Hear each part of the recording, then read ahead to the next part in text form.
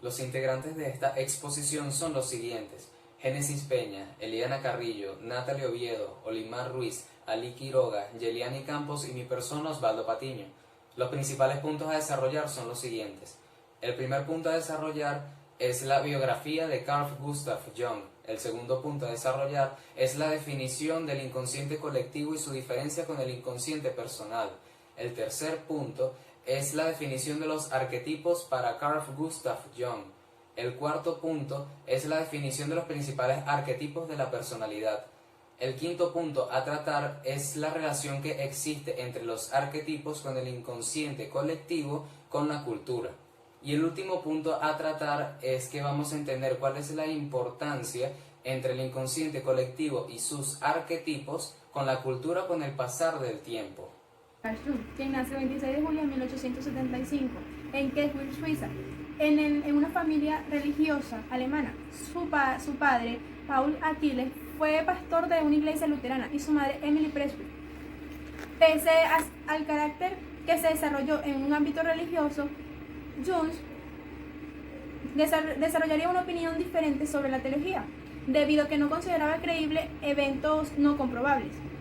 Desde chico manifestó cierto interés por los estudios de arqueología, mas su familia no contaba con esos recursos, lo que lo conlleva en 1894 entrar en la Universidad de Basilea con estudios de medicina. Su desempeño en el ámbito de la psiquiatría inicia en 1900, cuando entró como ayudante en el psiquiátrico de Zúrich. Podemos dar ejemplo entre podemos dar ejemplo en sus dos fuertes de psiquiatría los siguientes. Es postulado del inconsciente colectivo de Jung. El inconsciente colectivo, de acuerdo a la teoría que creó Carl Gustav Jung, muestra que el individuo posee una dimensión psíquica que va mucho más allá de su conciencia. Esta es denominada como inconsciente. Posee diferentes elementos psicológicos que muestran que pueden ser capaces de ser heredables o incluso construidos socialmente. Estos se denominan como arquetipos. Existen tres tipos de arquetipos.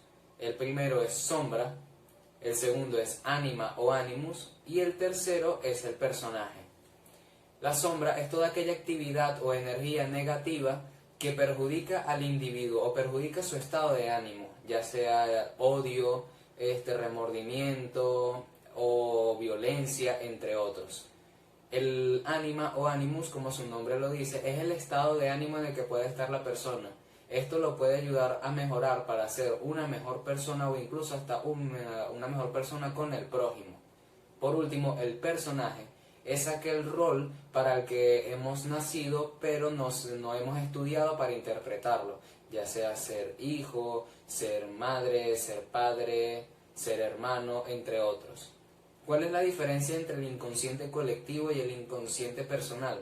Que más que todo el inconsciente personal se basa en las experiencias que fueron vividas por el individuo, ya sea porque entró en contacto con una persona o incluso con el entorno. Lo que llega a marcar huella en el inconsciente de la persona más que todo son los trastornos.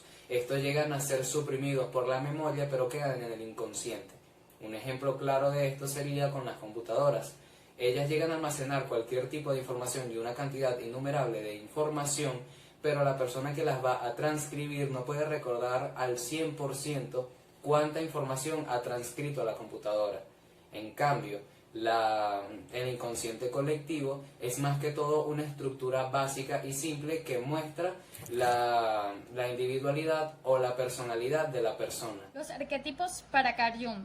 Este psiquiatra, psicólogo y ensayista suizo entendió los arquetipos como patrones e imágenes arcaicas universales que derivan de lo inconsciente colectivo. Estas son la contraparte psíquica del instinto. Son potenciales heredados que se actualizan cuando entran como imágenes en la conciencia o se manifiestan en el comportamiento de la interacción con el mundo exterior. Estas son formas autónomas y encubiertas que se transforman una vez acceden a la conciencia y se les da una expresión particular por parte de los individuos y sus culturas. También podemos decir que en la psicología analítica los arquetipos son elementos altamente desarrollados de lo inconsciente colectivo. La existencia de estos arquetipos solo pueden deducirse indirectamente, mediante el uso de relatos, artes, sueños, mitos y religiones. La definición de los arquetipos según Carl Gustav Jung. Los símbolos. Los símbolos y mitos existentes en todas las culturas son para Carl Gustav Jung una prueba de que existe una base cognitiva que dirige al ser humano en su comportamiento, sin importar las experiencias propias que éste puede haber obtenido a raíz de su nacimiento, dejando como evidencia la existencia del inconsciente colectivo y de cómo actúa éste a su vez que actúa el inconsciente personal. Los sueños. En la psicología de Jung, los sueños son productos de la naturaleza, emanaciones de aquella fuerza creativa que surge de nuestras células, de los árboles y también de las representaciones artísticas y culturales, a las cuales se les atribuye una sabiduría que se expresa a través de imágenes simbólicas. El ego, también conocido como el yo. En la terminología psicoanalítica de Jung, el ego o el yo hace referencia a una instancia psíquica que engloba un conjunto de ideas y sentimientos de tipo consciente, es decir, la parte consciente de nuestra personalidad o ego es la que gobierna nuestra existencia, creando así una colisión entre nuestros deseos más primitivos y la realidad que vivimos. La persona. Según la teoría del inconsciente colectivo, este es uno de los arquetipos más importantes y se refiere a toda la parte de nosotros que queremos compartir con los demás, es decir, a nuestra imagen pública. A diferencia de la sombra, que viene siendo el lado oscuro del yo, es decir, toda la parte de nosotros que no queremos compartir con nadie porque es moralmente reprobable o muy íntima. El ánima y el ánimus. El ánima viene siendo el arquetipo femenino perteneciente al inconsciente colectivo masculino y el ánimus es el arquetipo masculino perteneciente al inconsciente colectivo femenino. Encuentra el arquetipo de la mandala, en la cual es una representación arquetípica que representa la totalidad del alma humana, expresada míticamente, es decir, simboliza el fenómeno de la divinidad encarnada en el hombre. El arquetipo del mago. Este es equivalente al gran revolucionario, regenera y renueva no solo para sí mismo, sino también para los demás. Él mismo está en constante proceso de transformación y crecimiento. El arquetipo del héroe. El arquetipo del héroe, el eje de la vida de este, gira principalmente en el poder. Tiene una vitalidad y resistencia descomunales que empeña en luchar por el poder o el mismo honor. Prefiere cualquier cosa antes que perder. El arquetipo del padre. Representa una figura de autoridad que ofrece una guía sobre cómo vivir la vida basándose en su propio ejemplo. El arquetipo de la madre, el cual nos permite detectar conductas e imágenes relacionadas con la maternidad, tal y como lo han ido experimentando nuestros ancestros. El arquetipo del bufón. Este enseña a reír incluso de nosotros mismos, no tiene máscaras y suele despojar de sus máscaras a los demás. No se toma en serio porque lo suyo es disfrutar de la vida. El arquetipo del sabio. Este representa a ese libre pensador que hace del intelecto y de los conocimientos su principal razón de ser y fundamento. El arquetipo del amante. Este arquetipo es todo corazón y sensibilidad, ama el amor y por eso disfruta prodigándolo, no solo el amor romántico, sino toda forma de amor. Y por último, el arquetipo del creador, el cual tiene una profunda ansia de libertad y ama lo novedoso y le encanta transformar para hacer surgir algo nuevo, que tenga su propio sello. Está lleno de mucha genialidad y creatividad. ¿Cómo podemos relacionar los arquetipos según Carl Jung en el inconsciente colectivo con la cultura? Podemos relacionar los arquetipos según Jung con la cultura, ya que, como dice la definición que él dio, son patrones de imágenes o símbolos recurrentes que se actualizan una vez que entran en la conciencia y se pueden relacionar con la cultura, ya que cuando visualizamos imágenes referentes a estas, el cerebro las procesa y las almacena, haciéndolas formar parte del intelecto cultural de la persona. Luego del desarrollo preciso de todo este tema surge una última pregunta. ¿Por qué es importante entender el inconsciente colectivo en sus diferentes culturas a través del tiempo?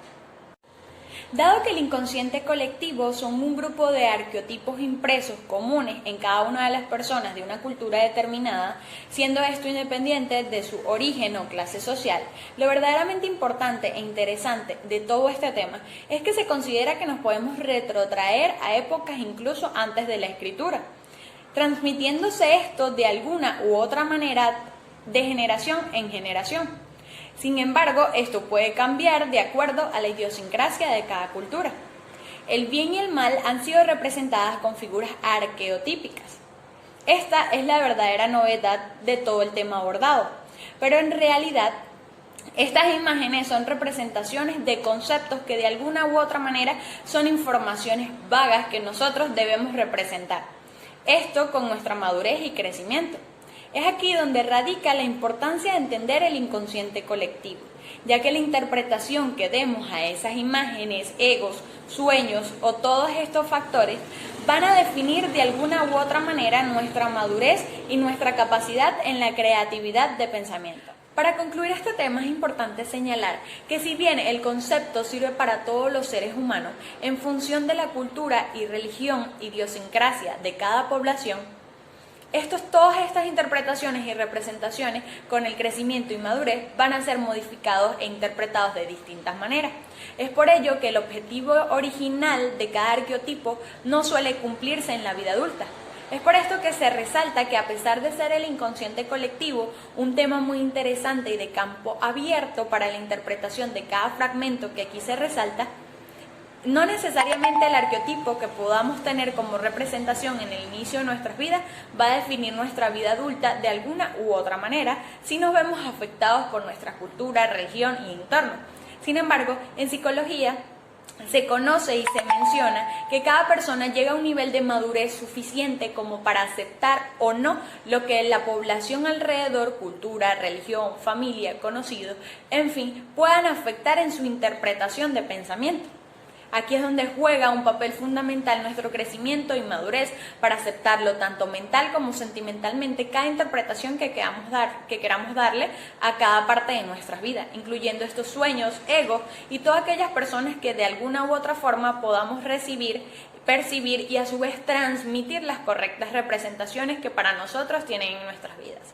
Esperamos toda la información del inconsciente colectivo haya sido de su agrado y a su vez de aporte a su conocimiento.